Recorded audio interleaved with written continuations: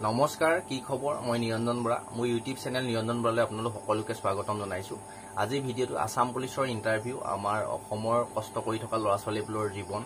আপুনিও হয়তো কষ্ট কৰি আছে, ময়ো কষ্ট কৰি আছো, আৰু মোৰ নিচিনা হাজাৰ হাজাৰ ল'ৰা ছোৱালীয়ে কষ্ট কৰি আছে।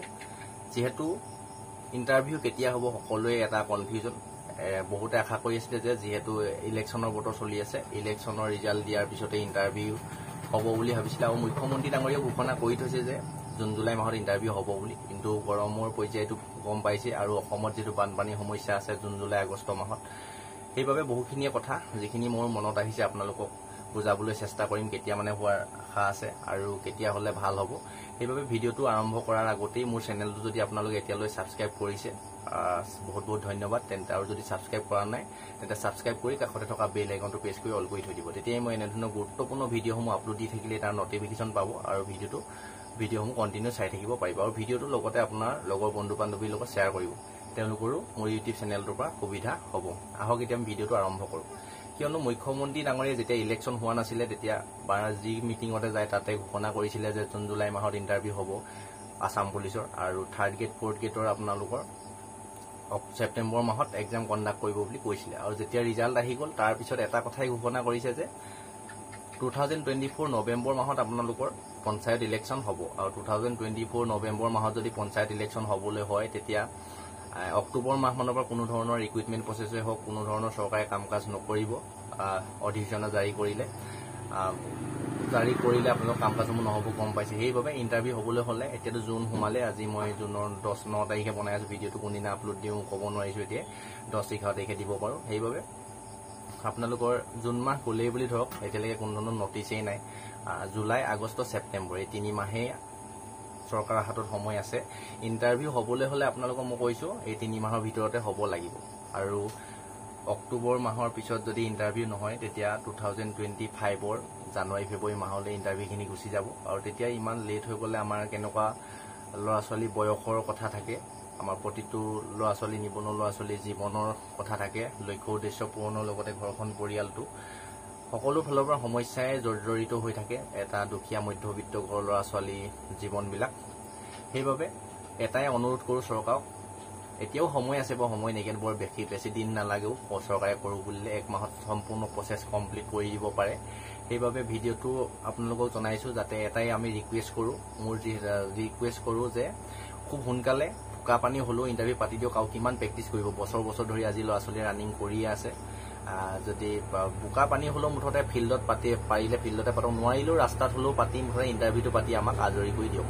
অকল ইণ্টাৰভিউৰ কাৰণে প্ৰেক্টিচ কৰি থাকিলে নহ'ব। আমাৰ যিহেতু আৰ্থিকভাৱেও আমি পিছপৰা ঘৰৰ ল'ৰা ছোৱালী হয়, মধ্যবিত্ত পৰিয়াল, আমাৰ নিজৰ ইনকমো কৰিব লাগে, আকৌ ফিল্ডতো যাব লাগে। ইমান এটা কঠিন পৰিস্থিতি আমি চলি আছোঁ, এইটো চৰকাৰে বুজি পাব লাগিব, আৰু পাব নিশ্চয়।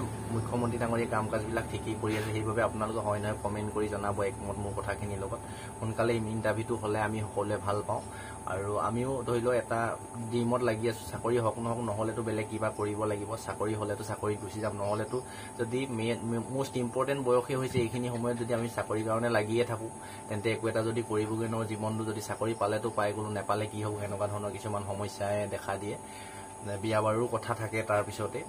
সেইবাবে খুব সোনকালে যাতে জুন জুলাই আগষ্ট ছেপ্টেম্বৰ, ইতিমধ্যে জুনটোতো পাৰ হৈ গ'লেই বুলি ধৰক, এই মাহৰ এতিয়ালৈকে নটিচ চটিচ নাই, সোনকালে ইণ্টাৰভিউটো পাতি দিব লাগে। মই যিখিনি কথা ক'লোঁ আপোনালোক হয় নহয় কমেণ্ট কৰিব, সোনকালে হ'লে ভাল পাই নাপায়। আৰু তাৰ পিছতেই যদি জুলাই আগষ্টৰ ভিতৰত যদি ইণ্টাৰভিউ নটিচ নাহে বা এডমিট কাৰ্ড নাহে, বা ছেপ্টেম্বৰত যদি ADRE হওক, থাৰ্ড গ্ৰেড ফ'ৰ্থ গ্ৰেডৰ এক্সাম যদি নহয়, তেতিয়া আপোনালোকে ধৰি লওক এই বছৰটো আকৌ আমাৰ লোকচান হৈ গ'ল। 2025 জানুৱাৰী ফেব্ৰুৱাৰীলৈ গ'লগৈ বুলি ধৰক। যিটো পঞ্চায়ত ইলেকশ্যন আপোনালোকৰ নৱেম্বৰ মাহত হ'লে, আকৌ ডিচেম্বৰ জানুৱাৰী মানতহে চাগে ৰিজাল্ট আহিবগৈ। তেতিয়া আপুনি ৰিজাল্টলৈ আকৌ ৱেইট কৰিব লাগিব। ৰিজাল্ট অহাৰ পিছতে বা কি কৰিব চৰকাৰে সিদ্ধান্ত, যিহেতু জানুৱাৰী ফেব্ৰুৱাৰী মাহত যাবগৈ পাৰে। মই এইটো অনুমানতহে কৈছোঁ, মই যিখিনি মনত কথা আছে সেইখিনিয়ে কৈছোঁ। সেইমতে মোৰ মতে নহ'বও পাৰে, কিন্তু মই যিখিনি আইডিয়া আগত কৰি ভিডিঅ' বনাইছোঁ যে সেইমতে প্ৰায়খিনি কথা মিলি গৈছে। খালি চৰকাৰেও চিন্তা চৰ্চা কৰক, আমাৰ ইণ্টাৰভিউখিনি সোনকালে পাতি আমাৰ ল'ৰা ছোৱালীখিনিক আজৰি কৰি দিয়ক। এইটোৱে যিখিনি কথা মনত আহিলে আপোনালোকৰ আগত শ্বেয়াৰ কৰিলোঁ। মোৰ যিহেতু এটা প্লেটফৰ্ম আছে ইউটিউবত, 6000+ ছাবস্ক্ৰাইবাৰ হৈছে, আৰু আগলৈও আপোনাক ছাবস্ক্ৰাইব কৰিলে ছাবস্ক্ৰাইবাৰ নিশ্চয় বাঢ়ি গৈ থাকিব। ইনষ্টাটো আছে 14-15,000 ফলোৱাৰ, তাতো মই কথাখিনি শ্বেয়াৰ কৰিছোঁ। যদি ভিডিঅ'টো ভাল লাগিলে লাইক কৰিব, কমেণ্ট কৰিব আৰু কিবা ইয়াতকৈ মতামত আপোনালোকৰ সমূহ জনাব। চেনেলটো এতিয়ালৈ যদি ছাবস্ক্ৰাইব কৰা নাই ছাবস্ক্ৰাইব কৰি ৰাখিব আৰু বন্ধুবৰ্গ দাদা বাইদেউ সকলোকে শ্বেয়াৰ কৰি দিব যিসকলে চাকৰি এটাৰ কাৰণে লাগি আছে। তেওঁলোকে আগন্তুক দিনৰ মোৰ ইউটিউব চেনেলৰ লগতে ভিডিঅ'টোৰ পৰা অলপ হ'লেও মটিভেশ্যন পায়, সহায়ক হ'ব। মুঠতে এতিয়া আমাৰ হাতত এটাই কাম, প্ৰেক্টিচটো জাৰি ৰাখক, এৰি নিদিব, কণ্টিনিউ নহ'লেও মাজে মাজে কৰি থাকক। লং জাম্প ৰানিঙে হওক প্ৰেক্টিচটো কৰি থাকক। যেতিয়া ইণ্টাৰভিউ বোকা পানী হ'লেও যাতে ফালিচি ভাল নম্বৰ এটা পায়, আপোনালোকে এইখিনি ৰিকুইটমেণ্টে যাতে চাকৰিটো পাবলৈ সক্ষম হয়। ময়ো লাগি আছোঁ, মোৰ কাৰণেও আপোনালোকে প্ৰে কৰিব 1 মিনিট হ'লেও, যাতে এই বছৰতে চাকৰিটো হয়। ইমানখিনি আৰু বৰ বেছি যি টি কথা কৈ ভিডিঅ'টো দীঘলীয়া কৰি নাথাকোঁ। ভিডিঅ'টো যদি ভাল পালে লাইক কৰি দিব আৰু ঘৰখন, পৰিয়ালটো, সমাজখন তথা দেশখনো উন্নতি হকে প্ৰতিটো ক্ষেত্ৰতে কাম কৰি যাওক। আপোনালোকৰ লক্ষ্য উদ্দেশ্য সোনকালে পূৰণ হওক, তাৰে কাৰণে ভগৱানৰ ওচৰত প্ৰাৰ্থনা জনাইছোঁ। নেক্সট আকৌ অন্য এটা অতি গুৰুত্বপূৰ্ণ ভিডিঅ' সৈতে আপোনালোকৰ সন্মুখত লগ পাম। তলত ইনষ্টা আইডিটো দি থৈছোঁ, ইনষ্টাটো ফ'ল' কৰি ল'ব। তাতো ভিডিঅ'বিলাক খুব আপডেটবিলাক সোনকালে দি থাকোঁ, শ্বৰ্টত আপোনালোকৰ সহায়ক হ'ব। এইটো ফ'ল' কৰি ৰাখিলোঁ। আজি ভিডিঅ'টো ইমানতে ৰখাইছোঁ। ভিডিঅ'টো শ্বেয়াৰ কৰি দিব, চেনেলটো ছাবস্ক্ৰাইব কৰিব আৰু হয় নহয় একমত কথাখিনি কমেণ্ট কৰিব, মতামতসমূহ দাঙি ধৰিব। তাৰে আপোনালোকক ৰিকুৱেষ্ট কৰিছোঁ, মই কিবা ভুল ক'লেও আপোনালোকে জনাব আৰু যদি ঠিক কৈছোঁ তেতিয়াও আপোনালোকে জনাব। মই নেক্সট ভিডিঅ' বনাবলৈ মটিভেশ্যন পাই যাম এইদৰে।